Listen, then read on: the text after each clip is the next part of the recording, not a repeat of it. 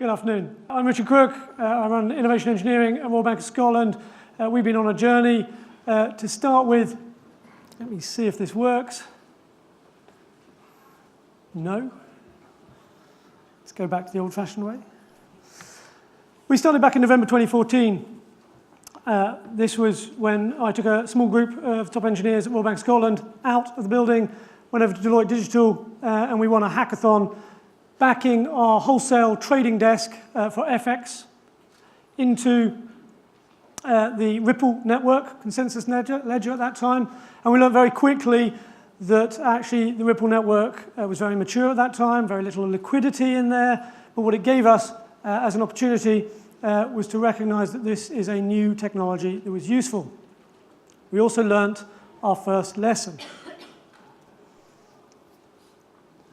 There is only so much fun you can have on your own with a blockchain.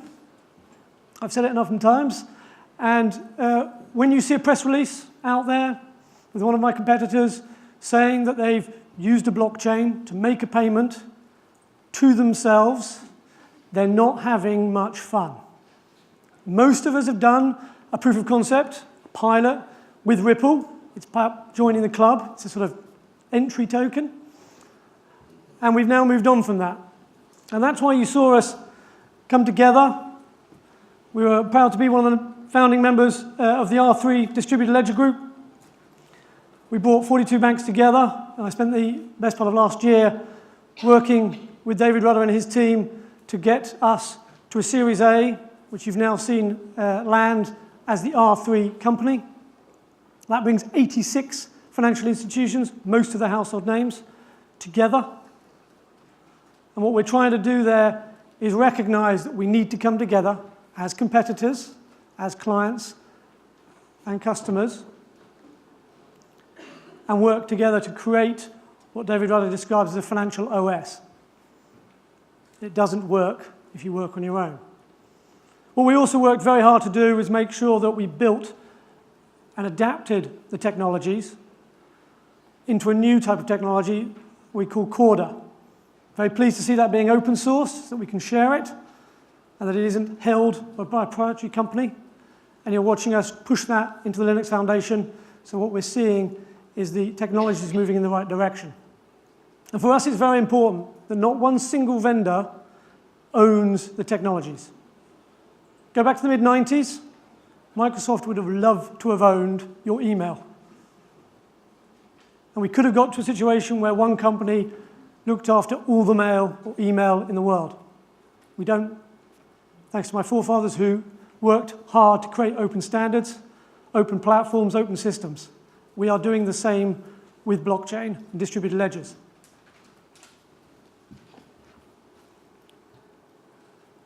Show of hands, just so I understand. Who owns one of these? It's getting there. You asked this question a year ago. Few hands went up. You asked this question 2 years ago, and everybody looked blank. They're recognizable brands now. It's a $100 billion emerging market. For me, as an engineer, very exciting time. It's the first time we have seen a digital asset that holds its value in the market. Under market conditions, a Bitcoin is worth roughly $2,500. We've had digital assets before, CDs. Thanks to Napster and the engineers, they copied it. We had movies, DVDs, very valuable digital asset.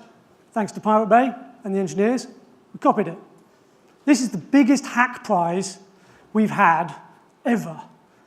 Best part of $100 billion. If you could break this technology, you could hack it, money's yours, trust me. Not very quick, very quickly it becomes zero.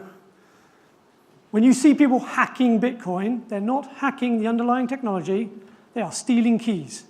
It's analogous to ram raiding a cash point machine and taking it.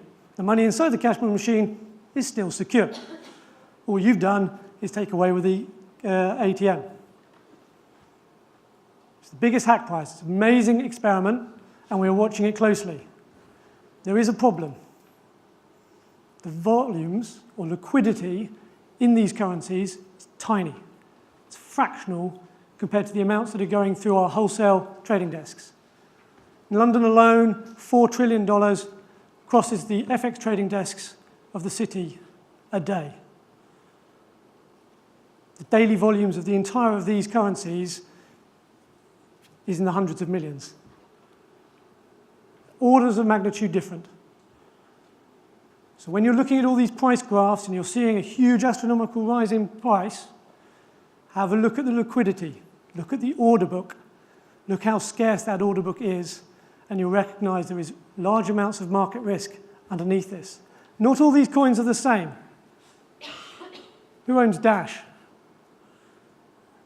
A few. They've solved the governance problem.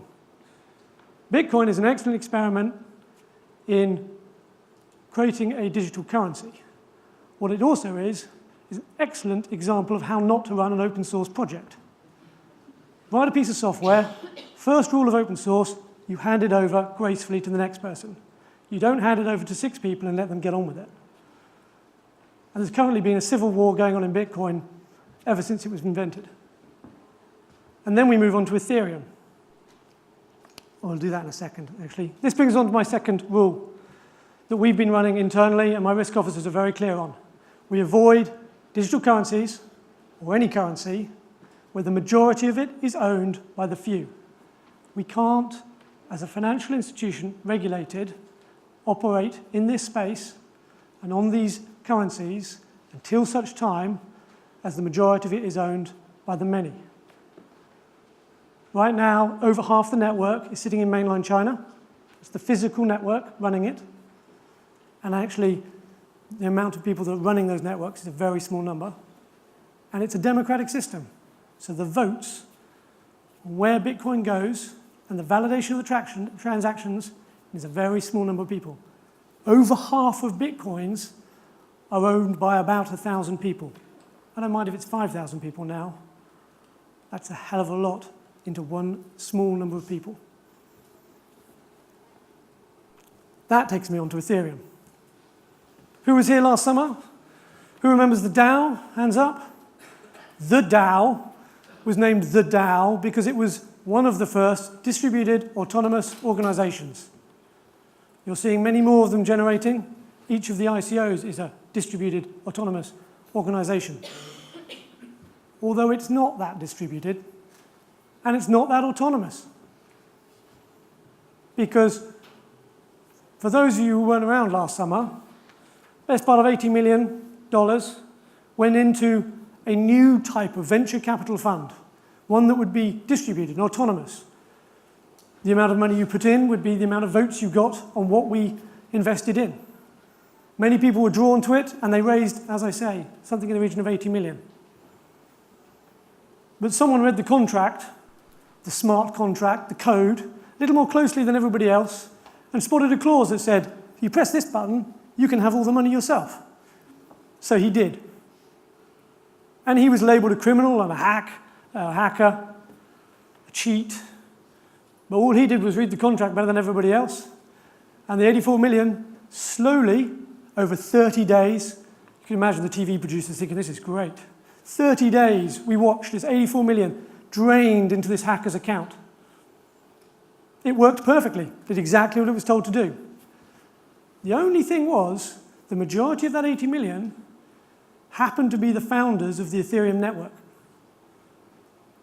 Now, Accenture got into a lot of trouble last year when they released a blockchain which wasn't immutable. You could roll it back, you could undo. And we all laughed and went, you haven't really understood this. That's exactly what they did with the Ethereum network. Last summer, they didn't like what had happened in the DAO, so they rolled it back. It's a bit like playing Monopoly with your kids. And after 3 rounds around the board, you decide you don't really like how the game's going, and you decide to reset. And they rolled it back. They called it a hard fork, but actually what they did was roll back history, start at a point before the DAO existed, put the money back in their accounts, and then started the clock again. It isn't immutable if the owners have still got the keys. Which takes me to my third point. avoid replacing one centralized business model with another. This is by far the hardest one that we have got to. We learned from last year that if you put all of the keys into one place, unintended consequences happen. People roll the clock back. We currently have, underneath the banking industry, huge market infrastructure, mostly made up of market utilities, monopolistic market utilities, that we put there. Some of them we built, some of them were built for us, and we rely on them as banks and financial institutions to move the money around. SWIFT, CLS, Market, all created by virtue of the fact that we needed somewhere to come together with our data and then share it back. Reuters, Bloomberg. What this technology gives us is an opportunity to rebuild those infrastructure. We don't need that central actor anymore. But each time we end up building one of these prototypes, one of these pilots, each time we do, it becomes very obvious that the business model is still to bring the data back together again so that we can monetize it. So next time you look at a press release and you look at what they've done, if all they've done is bring the data together, then in actual fact, they didn't need to use a distributed ledger in any way. A good example of that is what happened in Ireland with us last year. We broke cover with GreenPay, a project that we were doing with the 5 Irish banks. We, last year, recognized that in the crowd was a large number of naysayers telling us it wouldn't scale and it wouldn't perform. These technologies are too immature. So we took one of the bleeding edge requirements from the payment systems, the European SEPA payment, instant credit transfer requirements, the new, effectively faster payments for the Eurozone. It's very nice, easy to understandable, simple, small, even I can read it, requirement set. And we built a clearing and settlement mechanism that meets those requirements using Ethereum. Didn't have to use Ethereum, it's just the most mature at the time. And then we tested it, and we showed that Ethereum would work and meet the requirements of a domestic country, such as a European nation, that needed clearing and settlement, which they all do. Because as part of the Euro project, they dismantled all of their national payment infrastructure, and in a place like Ireland, 95% of Irish payments go to another Irishman or Irish business. Actually, in Ireland, 95% of them, all of them leave, go to Belgium, and all come back, because there's a monopolistic market utility known as EBA clearing that sits in Belgium. And what we built for them was a clearing system for the Irish banks that would bring them together.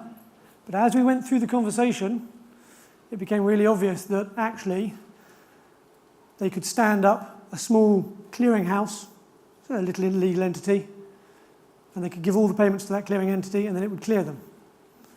Which leads me on to my last rule, which we have each time. If you're just going to stand up a legal entity and centralize it, all you need is a database.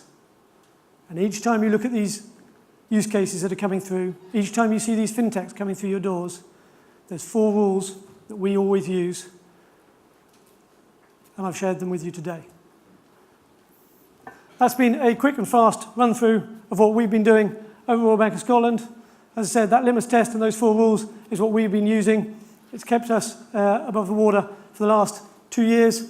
If there's any questions, happy to take them now. If not, I'll be here at the end of the day. One at the back. 4 rules, they're now on Twitter. Okay, sorry, I didn't hear that. I'll take questions afterwards. Thank you.